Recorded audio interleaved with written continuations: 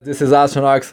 Oh my god, these hero balance adjustments are completely out of this world. Let's begin with part 1. Some really good changes that are gonna happen. Here they are. So I don't know if there's anything important here, but they're probably just talking about improving PvP ability for a lot of underused heroes in the game. Yeah, underperforming 3-star Moonlight heroes. Wow. Okay, so a little bit. The green part is the boosts. So caster's combat uniqueness is increased by 50%. Damage increased by 50% compared to before. That's crazy. That is crazy. So yeah, that is skill 2. Soul Cutter grants the caster's skill nullifier, negating damage received from the next attack. Damage increased by 11% compared to before.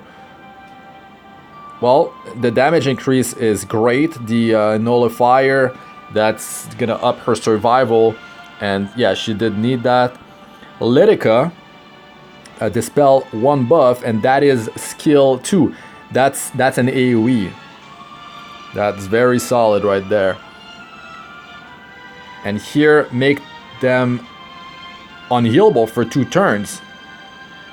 Okay, really cool. That is skill 3, and like for Golem, that's your unhealable right there. Like she's top tier. She's god tier for Golem. Like with her, you can like completely control Golem and not even let it have 1 turn. Besides, of course, the counter attacks.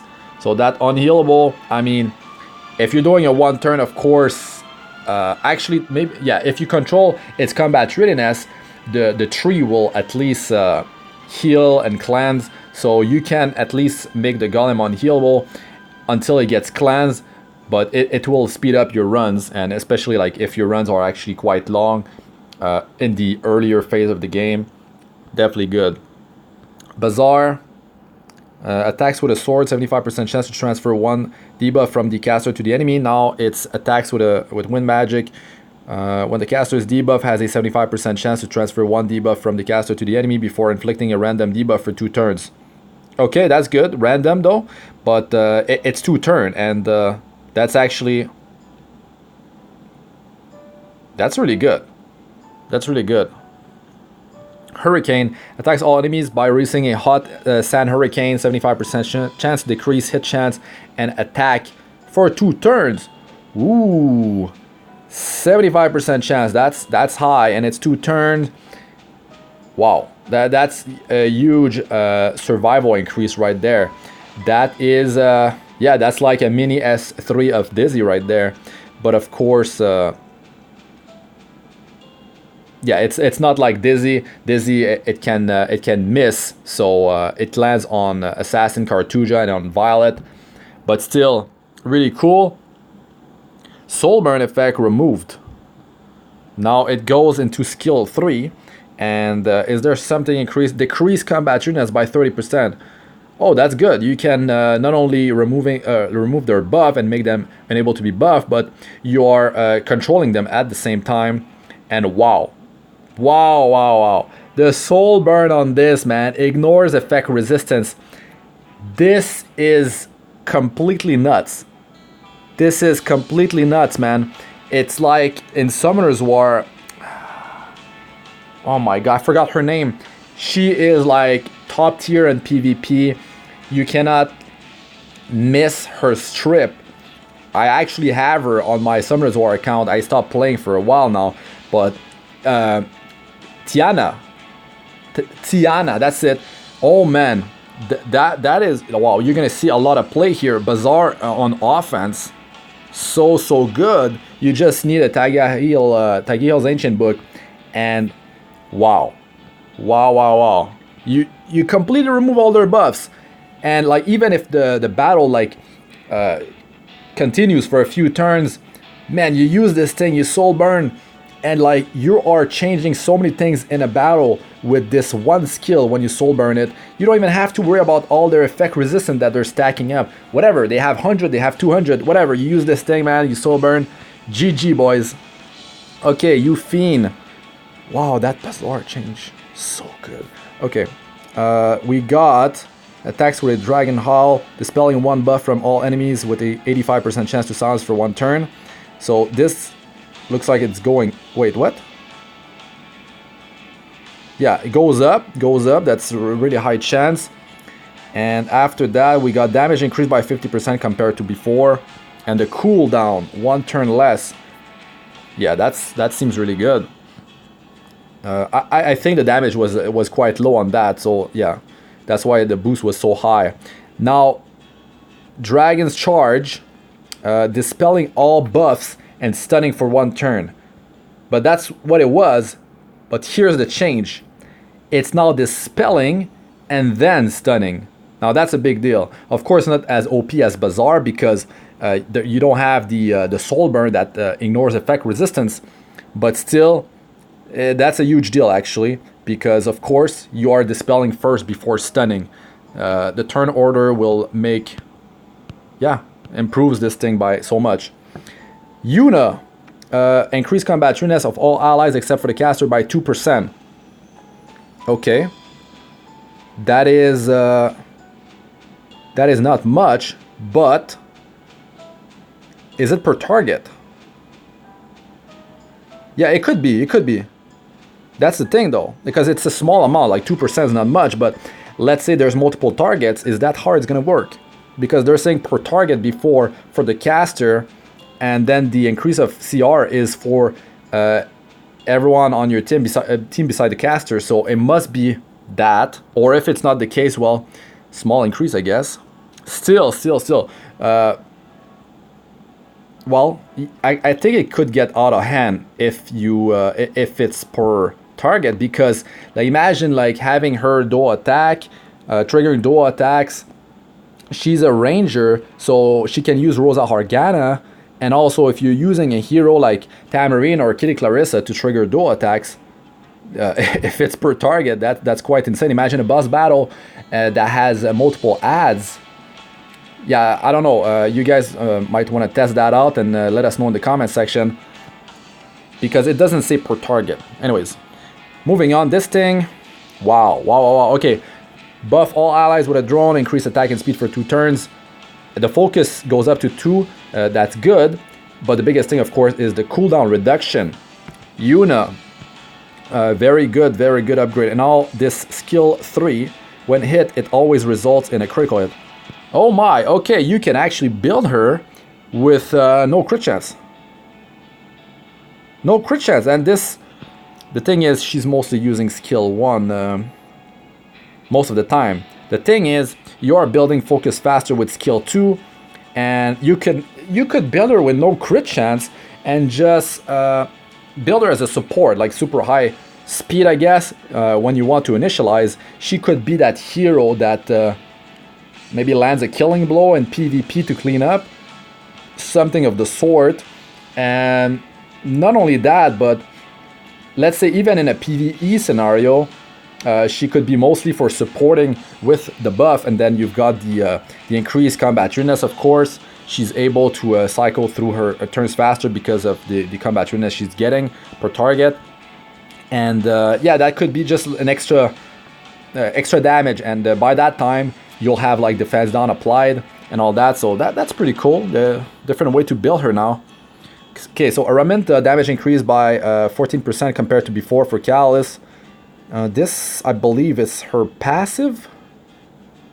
Okay, not quite sure on that.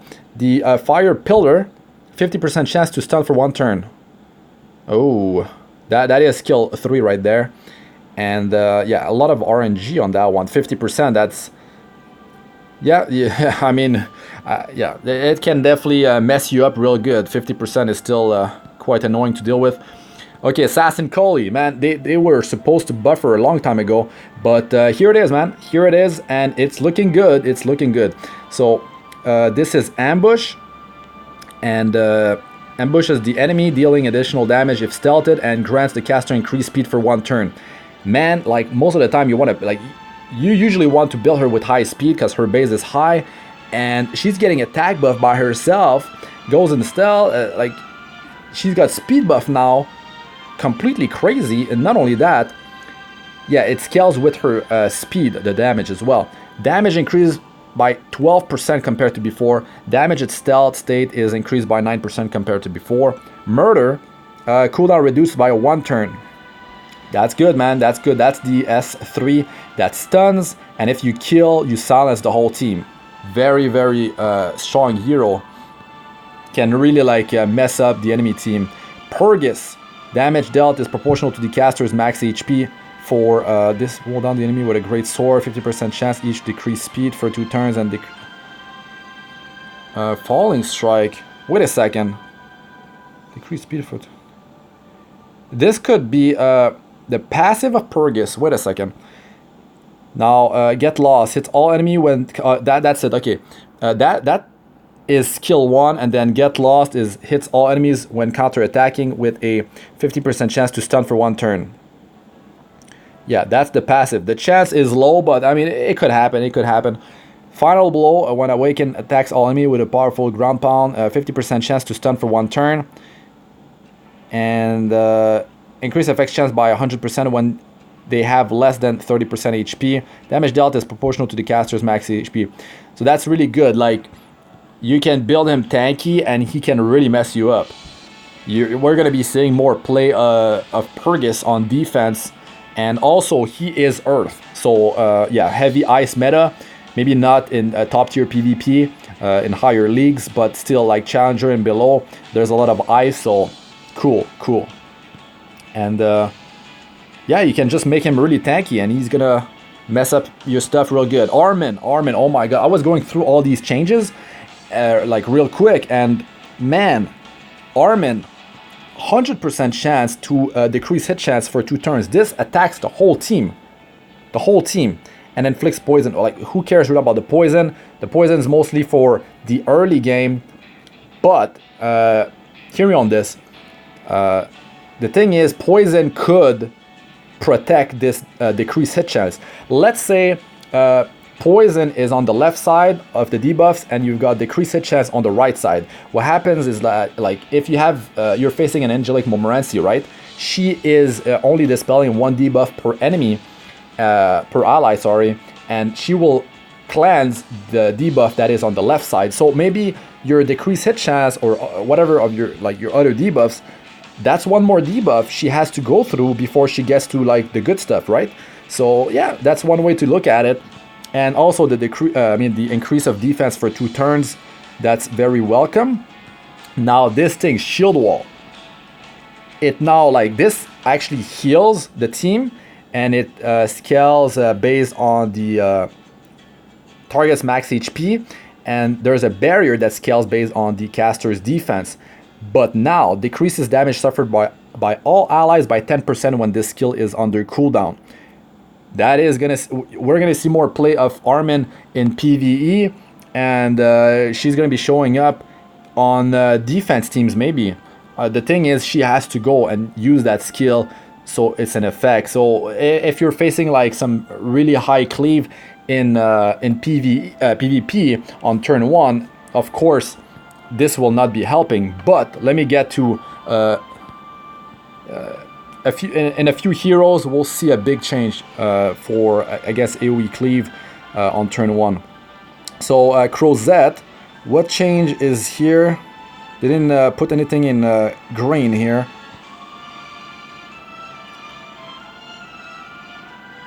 Okay, I can't see a difference. Oh wait, can be activated once every turn instead of once every 2 turns.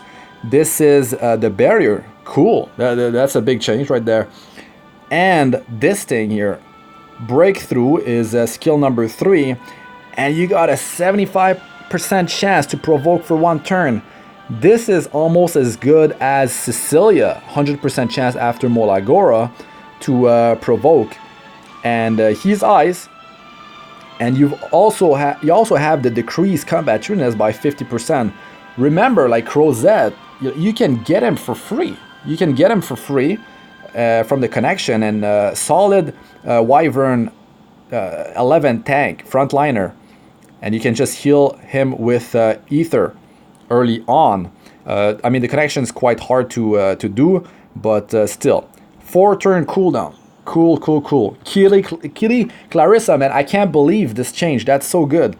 So her skill 3 that decreased debuff duration on all allies by 2 turns and grants the caster immunity and loveliness for 3 turns. Now you are granted an extra turn. That is completely crazy because, I mean, reducing debuff duration on all allies by 2 turns. That most debuff lasts 1 or 2 turns in the game. So you could have like your whole team hit with like 8 debuffs, whatever. You use this thing and it's all gone. And also Kili Clarissa is a warrior. You can put Strike Gauntlet on her. You can have super high effect resistance. And yeah, you're gonna resist whatever, and then you use this thing and you clear pretty much all debuffs on your team unless they last 3 turns or more. And yeah, and since she's getting an extra turn, you can just right away trigger a dual attack with skill 1 or apply the unhealable debuff on their whole team with skill 2. So that's a very welcome change right there. Akatis, I can't believe I'm seeing this buff. Her skill 2, Akatis is amazing. But now look at this, man. She decreased the target skill cooldown by 1 turn with her skill 2. Not only does it heal, yes, it doesn't heal for too much, but the invincibility, I've used this invincibility in so many different scenarios to save someone, and with the decreased target cooldown by 1 turn, man, so good. So good. Okay, Achilles. Now that's the hero now. If you want to survive against speed cleave on turn 1, arena defense, or even like just PvP offense, this hero, man, all allies receive 30% less damage from attacks that target all allies. Wow, so it was 20% before, right? But now it's 30. The 50% more is a huge deal. Now, mana release, exhale powerful darkness, decrease combat uniqueness by 40% and making the enemy unable to be buffed, and inflict silence for 2 turns. Wow. That is actually, I would have to go check. Is that her skill 3? Because that was the passive, the area defense. That's 1 target, but still, you can control an enemy with this. If they don't, if you start, I mean, let's say you're using a turn 2 team, so you're taking their damage, and then you've got this thing. You reduce their combat uniqueness by 40%, and then these 2 debuff, enable to be buff, debuff, and silence for 2 turn is extremely powerful, and you can just shut down their healer with that. Very solid. I don't know the cooldown on that, but from what I remember, when I was looking at her skill set, I was like, man, Achilles, like, she can be used to shut down a target because of the combat uniqueness reduction, and that thing is like on the 3-turn cooldown from what I remember. And not only that, she's a mage. You can have Ithaca's Scepter, and if it triggers, that means like it could be just like 2-turn cooldown, and that's a huge deal. But not only that, now you have silence, so very solid for PvP, man. Of course, bosses are immune to silence. So yeah, Gunther. Wow. Gunther, man. He's got critical hit resistance by 70%. That's huge. That is huge. Tenacious Strike. Attacks with an axe, stunning for 1 turn and decreasing defense for 2 turns. He can actually help the team now. Damage increased by 29% compared to before. But man, like, before that, his damage was laughable. Like, there was like some players that built Gunther with like 6,000 attack, and I mean, they didn't say that it was great, you know, like it was not something to remember really, like the damage he was dealing, even with 6k attack. But now this critical hit resistance is really interesting, and utility with the decreased defense. So not only that, but you've got the stun. So imagine, like, you could use him in Guild Wars. He could be tanking, he could bait, he could tank, and he can help your team to survive stun and decrease defense. And a bit of damage increase there to help the team out, to whatever, like assist in terms of damage. So that was part 1, and some really exciting changes. Now let's move on to part 2.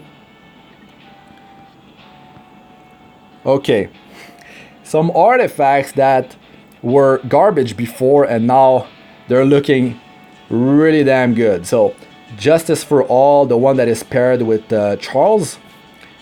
Now 100% chance to grant the caster a random buff for 2 turns.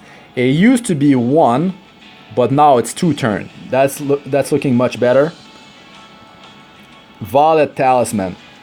Yo, this thing took forever to build. You needed to wait 10 turns to have this thing fully built up. And you only gain 3% attack and 3% evasion per turn. Now, increase attack by 10% at the beginning of each turn. Man, only in 3 turns you are building this thing. You build this thing to 30% attack increase. That is not the best part. The best part is that this actually stacks with attack buff. That is huge. That is huge. And like, imagine this on Violet. Like, when Violet starts, he uses skill 2 and he's granted an extra turn. You're already getting 2 stack out of the 3 right off the bat, which is insane. They're saying that the artifact Violet Talisman was designed for, with long-term battles in mind, but in reality it took too long to stack enough buffs to be effective, making it difficult to use in battle. Both PvP and PvE content will have enhanced usability from this artifact now that the maximum increase of attack is 10%, which can stack 3 times, which will allow it to reach its maximum potential quicker. Yeah, of course, of course. Now, wait, that's the artifact that gives attack and evasion. What happened with the evasion? What happened with the evasion? That's the thing I'm wondering. Is it gonna scale up the same speed, or is it gonna take 10 rounds? Or maybe I'm totally lost and it didn't have attack and evasion increase. I will have to check right after this. Yo, this artifact is completely nuts. Completely nuts. Mostly for PvE, but just imagine how cancerous a tank could be. Just a knight with this thing, man. Double the effect. Double the effect. You are, like, as your health goes down, your defense and effect resistance straight up, like, doubles, like, when you're at, like, of course, 1 HP, but still, double its power. Before that, you could make a hero, like, really, really tanky, a knight with this thing. But now, yeah, it's so good. That's a massive increase. Completely crazy. Of course, defense loses value when it gets to crazy numbers, but I mean, it still scales up, and you will boost your effective HP by so much with this thing, and you could potentially... there's a sweet number in PvE in terms of effect resistance where you're actually resisting pretty much everything the monsters are throwing at you. So it must be something, it's close to 200%. It's like 165, maybe between 160 and 180%.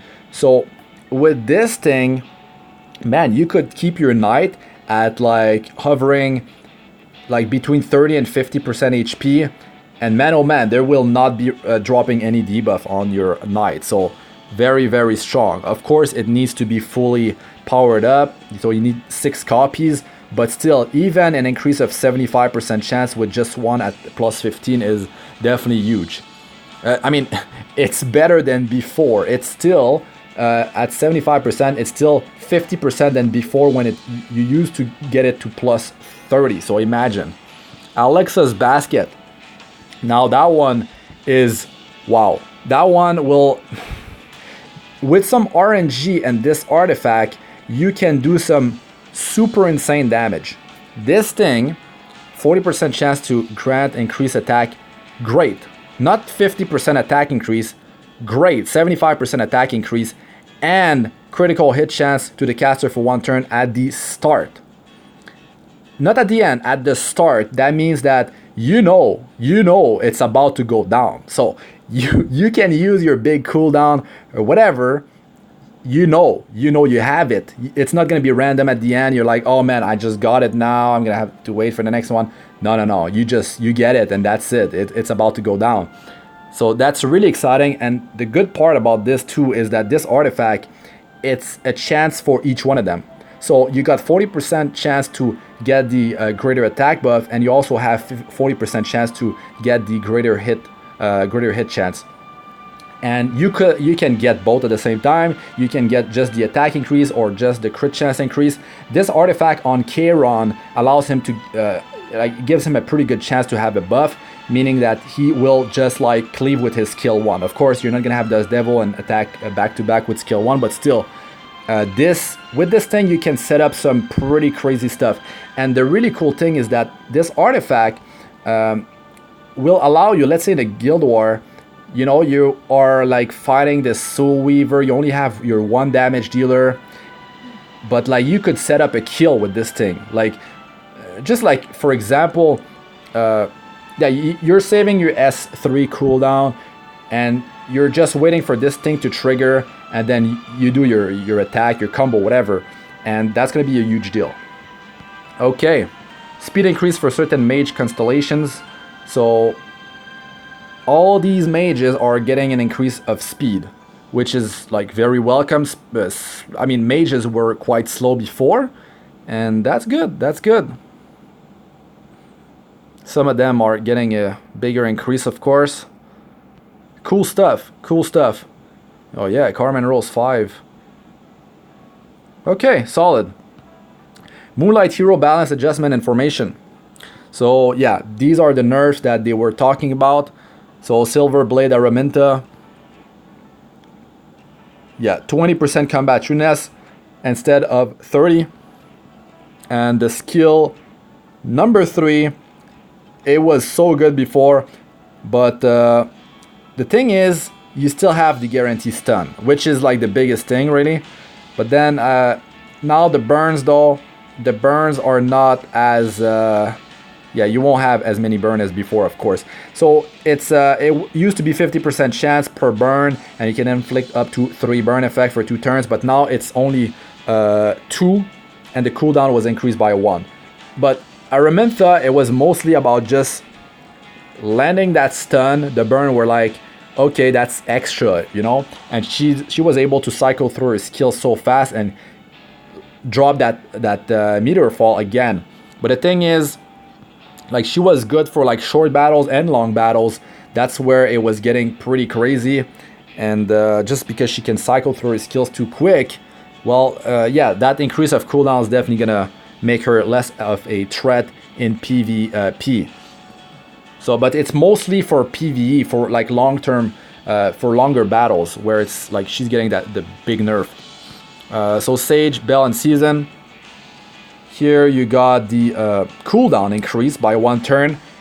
Thank God, because like when you're fighting like a fast Sage, Bell, and Season in PvP with a pretty slow team, he can like just him on the enemy team will like they will have their whole team overlap you so many times, it's quite ridiculous. So the chance they're staying the same, but he's getting 10% combat shrewdness instead of 15 after 20% instead of 25 fully Molagorad. So this will slow down his turn, and also of course the cooldown increase, very good. But of course initially it won't be that big of a deal. You just build him with a bit more speed to fix the combat shrewdness reduction that you get each time they go.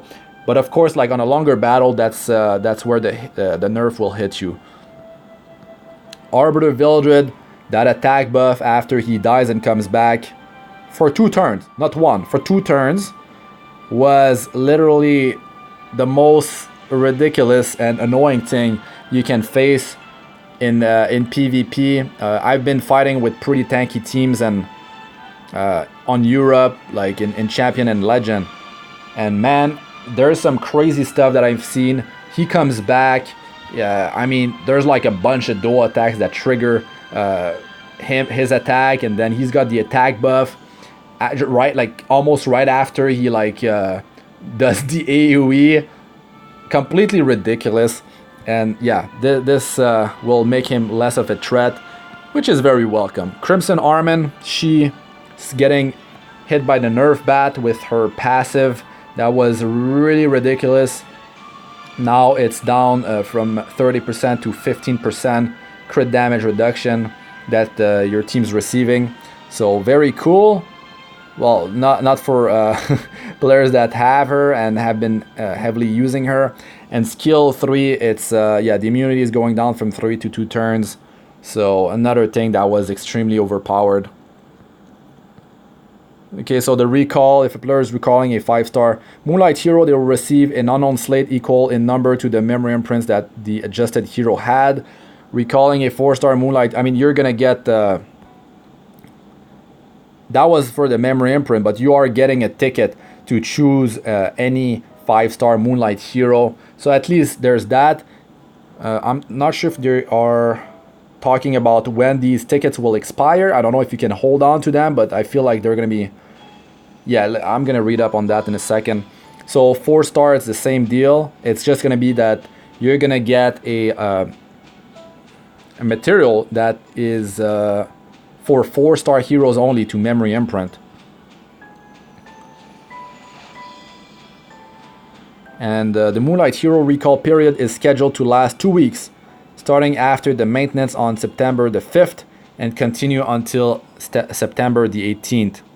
Only heroes that have been acquired prior to the maintenance on September the 5th are eligible to be recalled. Players may only recall each hero once during the recall period. Oh.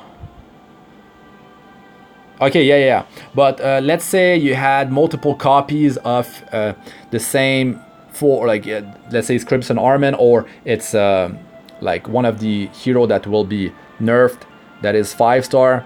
If you didn't you didn't feed, so you didn't unlock memory imprints or whatever, I think you're getting multiple recall tickets or whatever. You can clarify in the comment section if I'm wrong, but that's kind of unfortunate for players that have been using copies for memory imprinting. So yeah.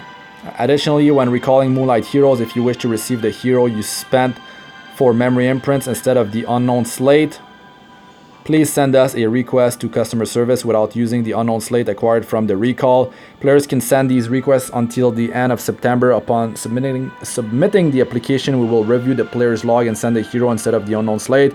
Please note that the heroes acquired in this way cannot be recalled during this recall period. Oh, okay. So you cannot recall multiple times with but you still have the option of you can recall. Let's say you got 2 ML Araminta, right? You used one to boost her memory imprint. Well, now you can, what you can do, I think, is recall the one. I think you have to, wait a second. You spend I think you can just recall it and then contact them, and they will, they will convert that special unknown slate, whatever, for the actual hero. You can get her back and get a ticket to choose a hero at the same time. So at least there's that. So you're gonna have to contact them. But yeah, that's those are the nerfs. They talked about them before, but those buffs, man, those buffs will be I hope they're gonna shape up this meta for the better. And with the nerfs, yeah, can't wait to see what's gonna happen. But I feel like, yeah, things are gonna be so much better. And yeah, they will keep on tweaking the game to so we can have a fun time, and hopefully we won't have a super cancerous meta in PvP. So the thing I wanted to check was Otili's 3-star 3-star mage. So yeah, it's 3 turn on that thing. 3 turn, and you got silence for 2 turns. Wow. That's huge, man. The 30% reduction in AoE. I mean, 20% was good, but she didn't see much play at all, or any play at all. But now, since she can land silence, she can definitely shut down an enemy hero. And with the Etika Scepter 5-star artifact, definitely solid. And also, she's actually a good choice in Golem In Golem, like, she's gonna up your team survival by so much. She could be that 4th position hero up until you can 3-man Golem, and she will up your team survival by so much. And not only that, but the unable to be buffed debuff is huge. The decrease in combat uniqueness will allow you to control the Golem better. And of course, the unhealable, like, she's really a solid hero for Golem 11. So like, let's say early game, you pull her and you want to use her for, yeah, definitely use her for Golem 11. So there's that. And also, like, since you're gonna have her built, well, you can use her on your arena defense at the same time, which is another major plus. Of course, her stats, from what I remember, are not insane, but you can definitely work with this. You can work with this, and you also have effectiveness and effect resistance plus 18%, so that's another plus there. So some really cool changes all around. And yeah, the artifact boost was quite a big deal. And the thing that I wanted to check was actually Vala's Talisman. If I'm not losing my mind, there it is. Why have they not talked about the evasion portion? Now that's my question. Are they taking that thing out? I highly doubt it, because that was like a better Moonlight Dreamblade during a long battle, which didn't happen in PvP in 90% of the cases. Like, but now if you've got the attack of 10% and evasion chance by 10% per turn, this thing is looking like a really solid. It's really, really good. On Violet, wow. Okay, so that's it for this one, guys. Let me know what you think about this these changes. I mean, there's some really exciting stuff that's about to drop. So yeah, let me know what you guys are thinking in the comment section. What heroes you're going to be building, what heroes you're going to be recalling, and which one you're going to take. Yeah, let's have a discussion in the comment section. Thanks for watching, guys. I'm Astranox. Like, comment, subscribe for more. Press the bell icon for to be notified whenever I release a new video. And check out my other videos. They should be showing up on the screen now. Playlists of all sorts. Arena, Guild Wars, guides, tips, and how-tos, and Abyss for 62+. So check those out if you haven't. And also join us on my Discord server. It's in the description. And come chat about anything Epic 7 related or any other game in the other game channel. Alright, good luck with all you do in the game. Peace out for now.